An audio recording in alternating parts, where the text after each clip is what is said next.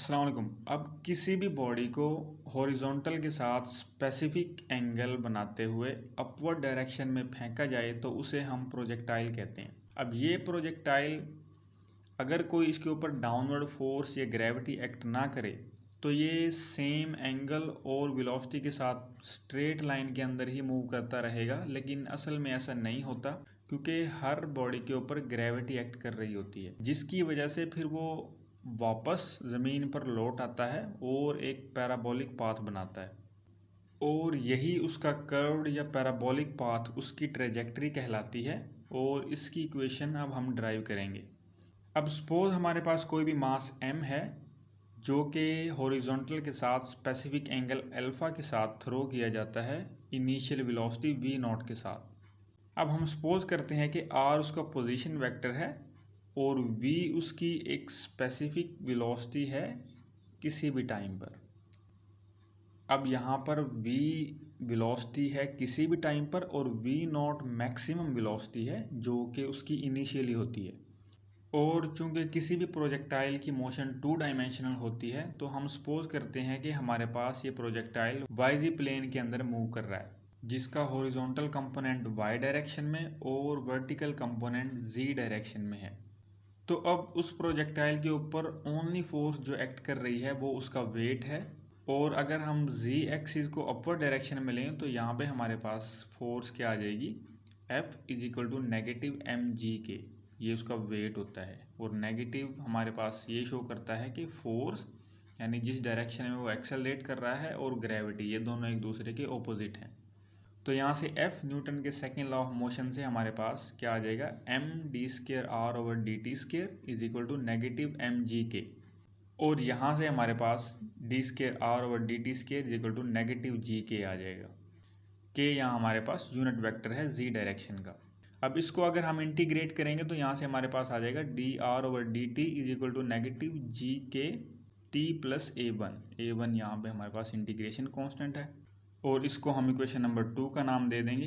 अब यहाँ पे हमारे पास इस कांस्टेंट a1 को सॉल्व करने के लिए हम इनिशियल कंडीशन अप्लाई करेंगे। तो इनिशियली हमारे पास वेलोसिटी v नॉट मैक्सिमम थी जब टाइम हमारे पास 0 था। तो यहाँ से हमारे पास ये dr/dt ये v होता है, तो यहाँ पे इनिशियल कंडीशन अप्लाई करेंगे तो ये v नॉट हो जाएगा माइनस gk और t हमारे पास इनिशियली 0 था प्लस a1। तो यहाँ से हमारे पास a1 की वैल्यू क्या आ जाएगी, v नॉट। तो जब हम इस a1 की वैल्यू इक्वेशन नंबर 2 के अंदर पुट करेंगे तो ये हमारे पास आ जाएगी dr/dt is equal to negative gkt plus v nought. Again इसको हम इंटीग्रेट करेंगे तो यहाँ से हमारे पास क्या आ जाएगा, r is equal to negative gkt² plus v nought t plus second integration constant हमारे पास a2। और अगेन इस a2 को सॉल्व करने के लिए हम इनिशियल कंडीशन अप्लाई करेंगे। तो इनिशियली हमारे पास r यानी डिस्टेंस वो हमारे पास जो प्रोजेक्टाइल ने कवर किया है वो 0 था और टाइम भी हमारे पास 0 था। तो यहाँ से जब ये दोनों वैल्यूज़ इस इक्वेशन नंबर 3 के अंदर पुट करेंगे तो यहाँ से हमारे पास क्या आ जाएगा, a2 इज इक्वल टू 0। तो जब हम इस a2 की वैल्यू इक्वेशन नंबर 3 के अंदर पुट करेंगे तो ये इक्वेशन हमारे पास आ जाएगी r is equal to negative half of gkt² plus v nought t। इसको हम इक्वेशन नंबर 4 कह देंगे। तो अब अगर हम इस इक्वेशन को कंपोनेंट फॉर्म के अंदर लिखें तो यहाँ से हमारे पास r और v नॉट के कंपोनेंट्स क्या आ जाएंगे, r is equal to xi plus yj plus zk।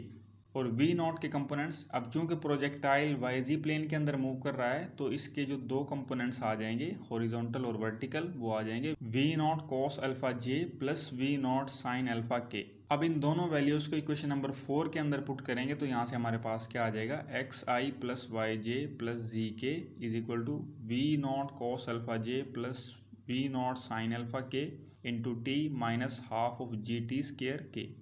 अब दोनों तरफ कोफिशिएंट कंपेयर करेंगे i, j और k के। तो फर्स्टली अगर हम i के कंपोनेंट कंपेयर करेंगे तो यहाँ से हमारे पास x इज इक्वल टू 0 आ जाएगा। और जब हम j के कोफिशिएंट्स कंपेयर करेंगे तो यहाँ से हमारे पास y is equal to v nought cos alpha t आ जाएगा। और इसी तरह अगर हम k के कोफिशिएंट कंपेयर करेंगे तो यहाँ से हमारे पास k is equal to v nought sine alpha t minus half of gt²।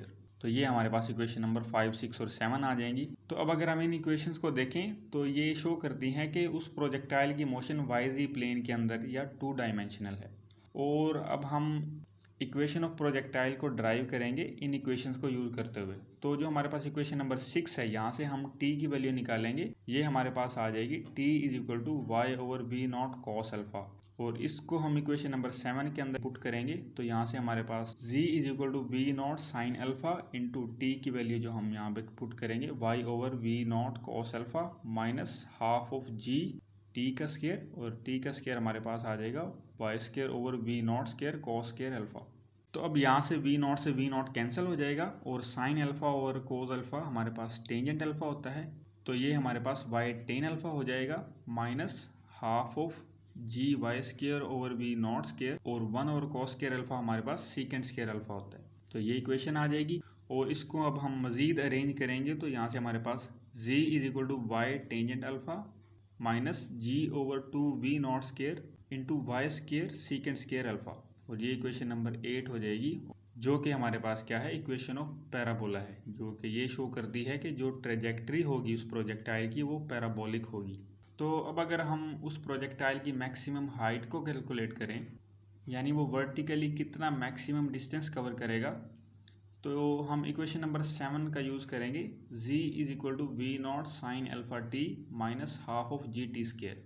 इसको हम दोनों तरफ इंटीग्रेट करेंगे, तो यहाँ से हमारे पास d g over d t, ये हमारे पास वर्टिकल वेलोसिटी आ जाएगी v g is equal to we not sine alpha minus g T.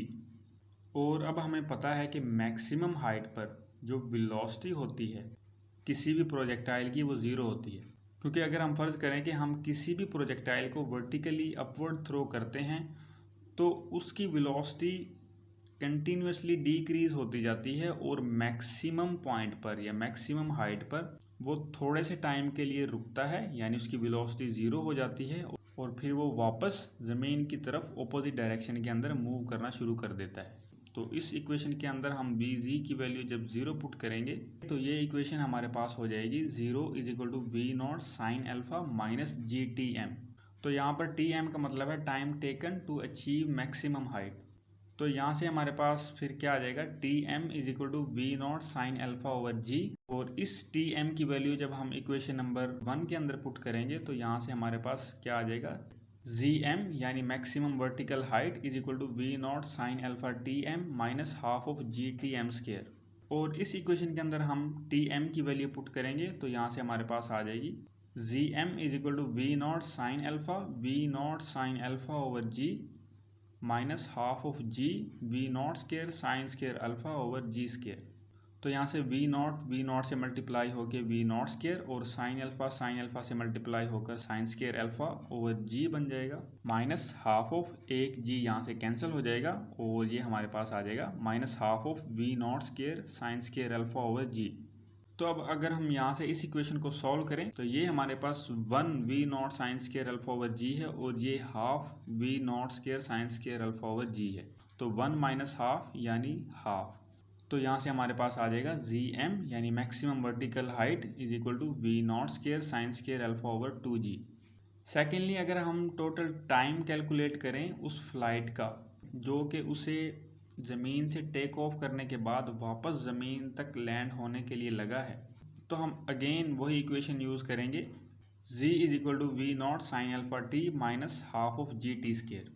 अब यहाँ पर क्योंकि प्रोजेक्टाइल ज़मीन से टेक ऑफ करने के बाद वापस ज़मीन पर आ जाता है तो टोटल उसका जो वर्टिकल डिस्टेंस कवर्ड है वो हमारे पास ज़ीरो हो जाएगा, और टोटल टाइम टेकन है इस फ्लाइट के लिए वो हमारे पास कैपिटल टी हो जाएगा, और ये इक्वेशन हमारे पास बन जाएगी zero is equal to we not sine alpha T minus half of G T square.